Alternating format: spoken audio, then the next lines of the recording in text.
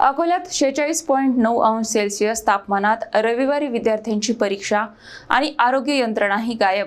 त्यातच आम्हाला काही करायचे नाही, सर्व काही परीक्षा विभागाला विचारा म्हणत शिक्षण अधिकाऱ्यांनी जबाबदारी झटकली असल्यामुळे अकोल्यातील प्रशासनाच्या कारभारावर आता संतप्त प्रश्न उपस्थित होत आहेत। अकोला जिल्ह्यात तापमानाचा पारा रविवारी 46.9 अंश सेल्सिअस असताना प्रशासनाने नागरिकांना दुपारी घराबाहेर पडू नका असा हीट वेव्ह अलर्ट जारी केला।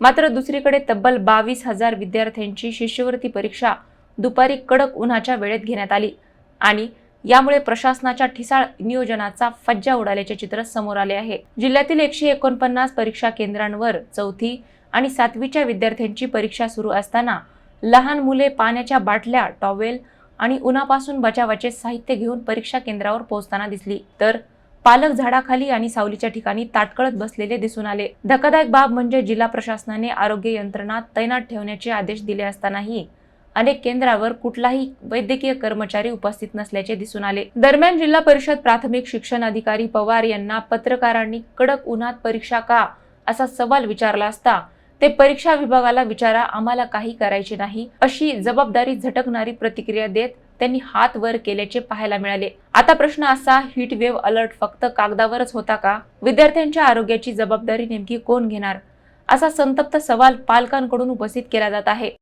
ना आता उन्हाळा लागलेला आहे, त्यामुळे हा जो पेपराचा टायमिंग आहे ना, हा चेंज व्हायला पाहिजे होता। हा सकाळी पेपर ठेवायला पाहिजे होता। आता हा पेपर 11 वाजता ठेवला आणि 3:30 वाजता हा पेपर सुटेल, तर पूर्ण टायमिंग हा उन्हातच जाणार आहे आणि मुलांचे आई वडील पॅरेंट्स हे सोबत येत असतात, हे यांना पण सोय नसते। बरोबर उन्हाळ्यात हे कुठं बसतील आणि मुलं एवढ्या उन्हामध्ये हा टायमिंग चुकीचा ठरवलेला आहे। यांनी बस हा टायमिंग सकाळचा पाहिजे होता, एवढं म्हणणं आहे। एवढ्या भर उन्हात सरकार म्हणजे आपल्या शासनाने अशी या उन्हात परीक्षा घ्यायला नको, तर त्या टायमिंगसुद्धा असा गलत दिलेला आहे। पहिला पेपर त्यांनी 11 ते 12:30पर्यंत दिला, नंतर दुसरा टायमिंग हा 2 ते 3:30 दिला।